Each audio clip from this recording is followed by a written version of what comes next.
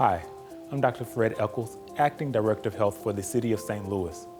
As COVID-19 case counts in the metro area and around the United States continue to climb, the questions for this week's Ask Dr. Echols segment express residents' desire to better understand what is going on.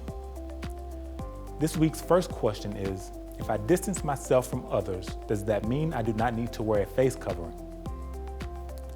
The United States Centers for Disease Control and Prevention recommends when going out in public, it is important to stay at least 6 feet away from other people and wear a mask to help slow the spread of COVID-19. It is safest to avoid crowded places and gatherings where it may be difficult to stay at least 6 feet away from others who are not from your household.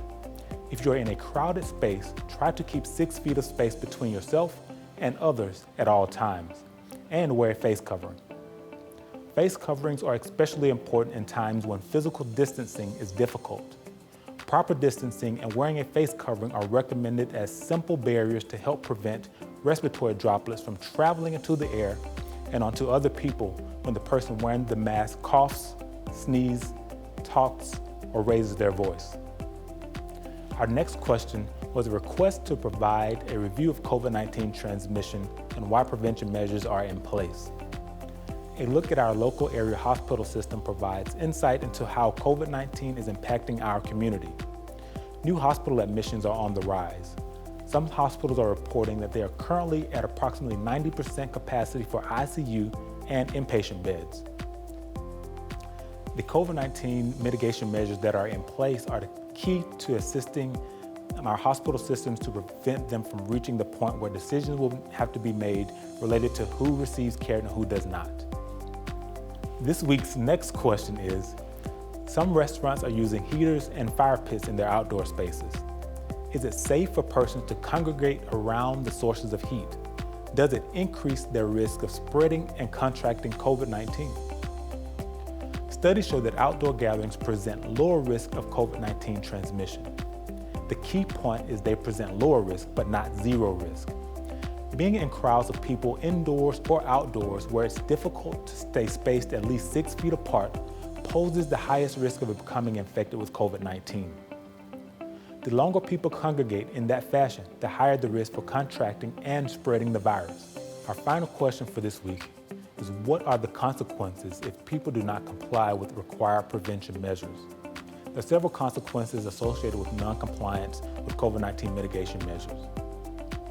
Some of the consequences include increased COVID-19 cases, increased hospitalizations, reduction of the hospital's capacity to provide medical and supportive care for patients, increased risk for deaths, increased opportunities and risk of infecting vulnerable members of our community, which include the elderly, individuals with underlying medical conditions such as cancer, chronic kidney disease, sickle cell disease, heart conditions, and weakened immune systems, including type 2 diabetes.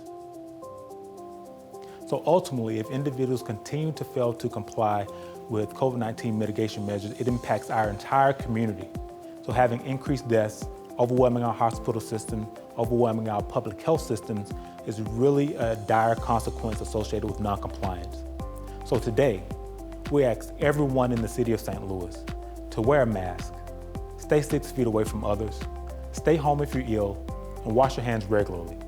These are simple measures that you can take to protect yourself, your family, and the community at large. If non-compliance continues, the health department, along with our partners, will have to consider additional mitigation measures or stricter mitigation measures to slow the spread of COVID-19. We appreciate the community for all that you all have done.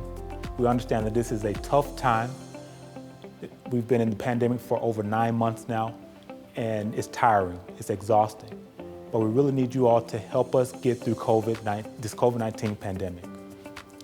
Thank you for tuning in this week, and thank you to everyone who sent questions. Be sure to tune in next week for more critical public health information.